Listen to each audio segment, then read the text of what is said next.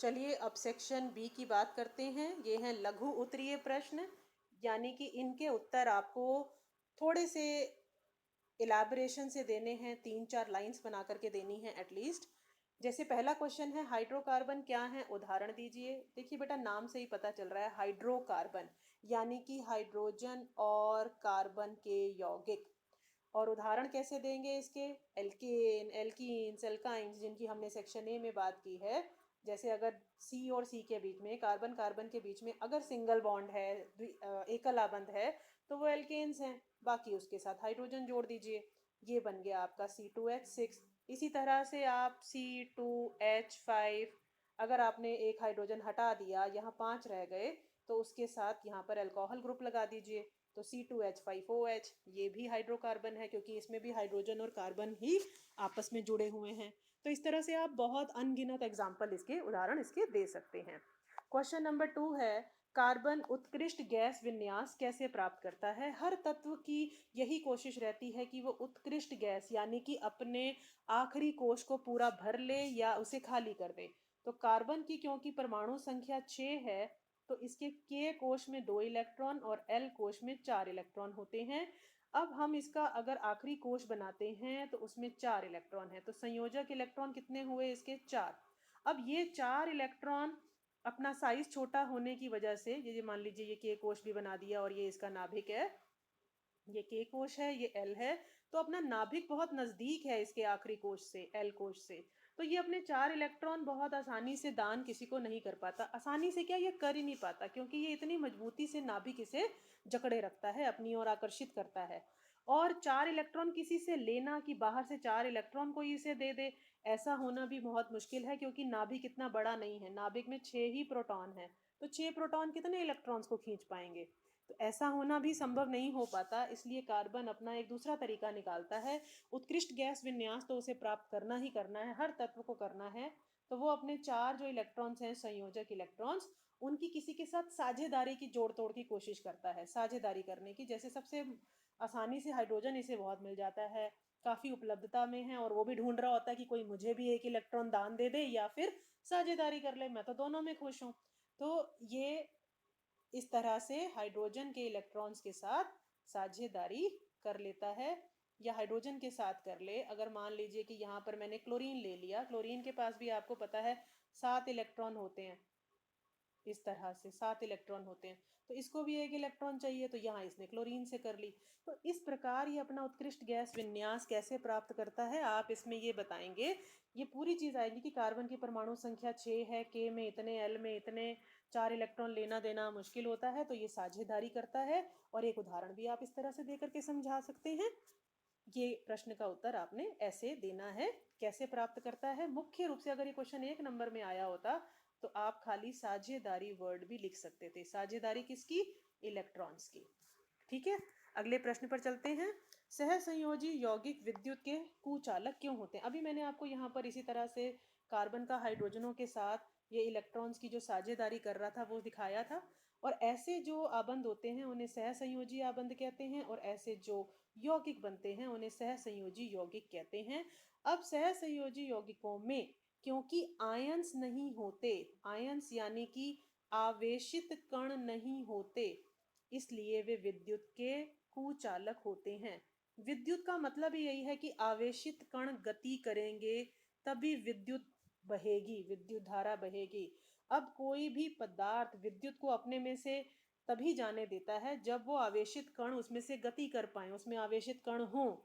अब सहसंयोजी यौगिकों में आयंस जैसे आवेशित कण नहीं होते, जब कण ही नहीं होते तो गति क्या करेंगे, इसलिए वे विद्युत के कुचालक होते हैं।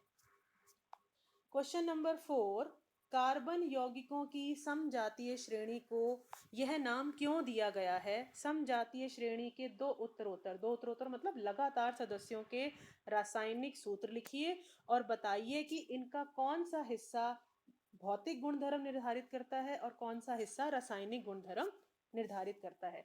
समजातीय श्रेणी की यहाँ पर आपको एक तरह से परिभाषा पूछी गई है कि कार्बन के ये ऐसे यौगिक होते हैं जिनके दो उत्तरोत्तर सदस्यों के बीच में CH2 का अंतर होता है जिनके आणविक सूत्रों में। ये पहला जो आपका सेक्शन ए का क्वेश्चन है उसकी लैंग्वेज यहाँ पर आएगी कि जिनके उत्तरोत्तर सदस्यों के आणविक सूत्र में CH2 का अंतर होता है। और अगर हम उनके आणविक द्रव्यमान की बात करें तो द्रव्यमान का कैसे आएगा कि कार्बन का एक परमाणु है 12 यूनिट और हाइड्रोजन के 2 हैं तो 2 यूनिट, यानी कि 14 यूनिट का दो उत्तरोत्तर सदस्यों के आणविक द्रव्यमान में अंतर होता है। 14 यूनिट का। ऐसी श्रेणियों को, यौगिकों की ऐसी सीक्वेंस को, ऐसी श्रेणी को समजातीय श्रेणी कहते हैं। अब समजातीय श्रेणी के दो उत्तरोत्तर, तो आप कोई भी समजातीय श्रेणी ले लीजिए, इन्होंने कोई होने को तो एल्केन्स की भी हैं, एल्कीन्स की भी हैं, एल्काइंस की भी हैं, एल्कोहल्स की भी हैं, बहुत सारी हैं।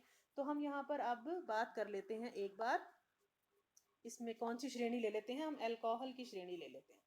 अब एल्कोहल की श्रेणी लेने के लिए एल्केन्स की श्रेणी पता होनी चाहिए।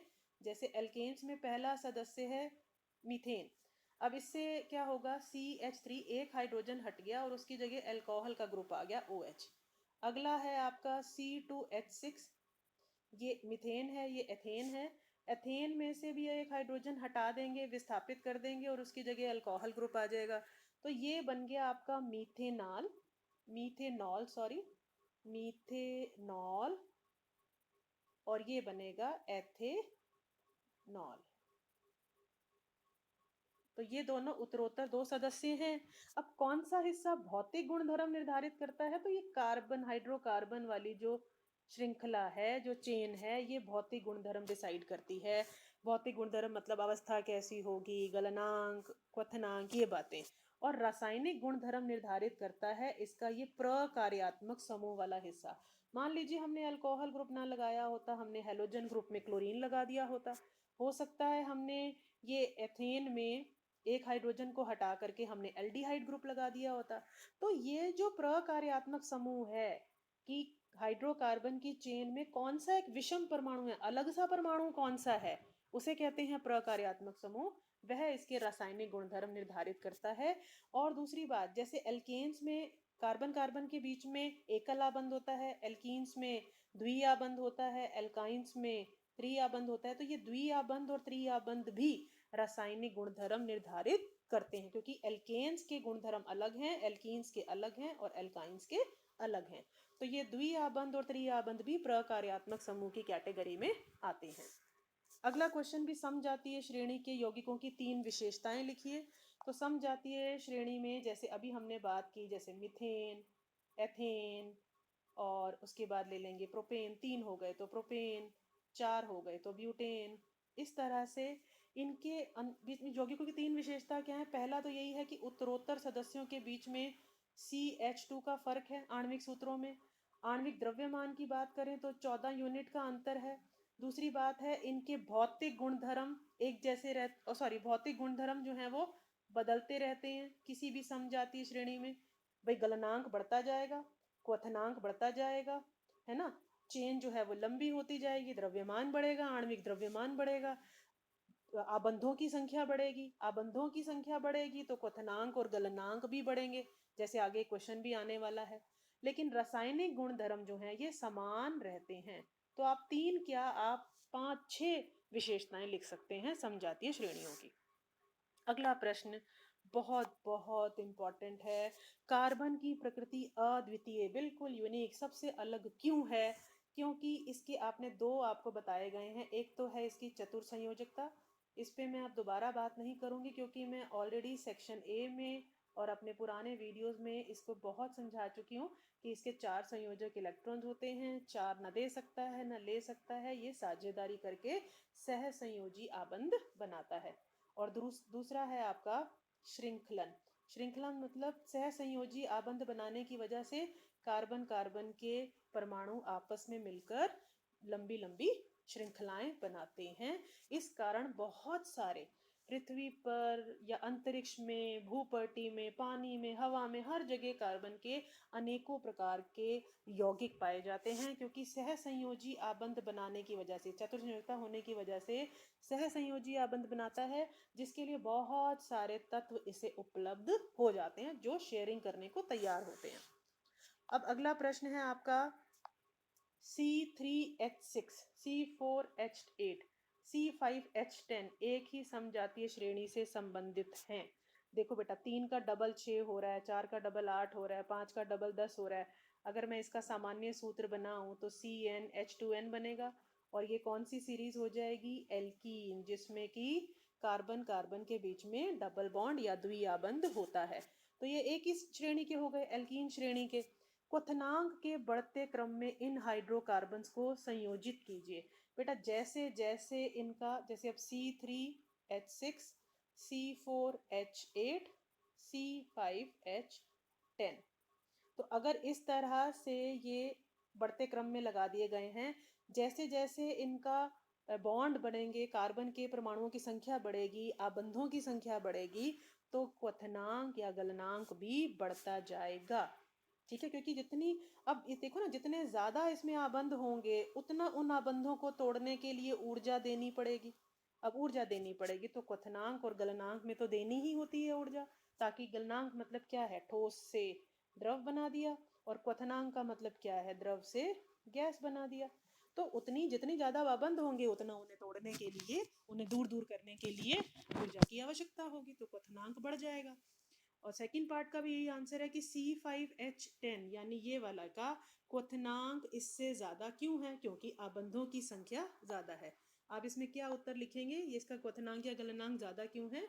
क्योंकि आबंधों की संख्या ज्यादा है, और जितने ज्यादा आबंध होंगे की संख्या ज्यादा है, जितने ज्यादा आबंध होंगे उतना उन्हें तोड़ने के लिए ऊर्जा की आवश्यकता होगी।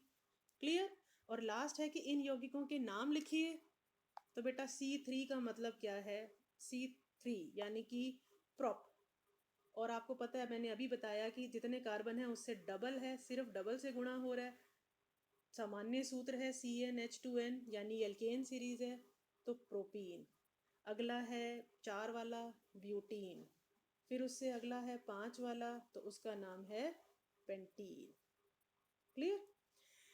अब है 8वां प्रश्न। कार्बन के उन 2 गुणों की व्याख्या कीजिए जो हमारे चारों ओर कार्बन यौगिकों की अधिकता के लिए उत्तरदायी हैं।